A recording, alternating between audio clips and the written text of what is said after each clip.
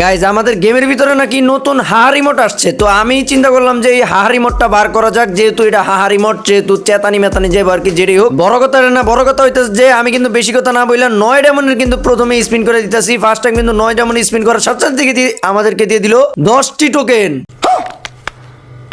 যেটাই হোক গাইজ, আতঙ্কিত হওয়ার কোনো দরকার নাই। 19,000 ডায়মন্ডে মানে আর কি 19 ডায়মন্ডে স্পিন মারার পর দেখি যে আমাদেরকে দিয়ে দিল 2টি টোকেন। তারপর আমরা 39 ডায়মন্ডে কিন্তু স্পিন মেরে দিলাম। এখন দেখি যে আমাদেরকে আমও দিল না, সালাও দিল না। তারপরে দেখি যে আমরা আবারও স্পিন মারা শুরু করে দিলাম। এখন দেখি যে স্পিন মারার সাথে সাথে আমাদেরকে দিয়ে দিল মাত্র 2টি টোকেন।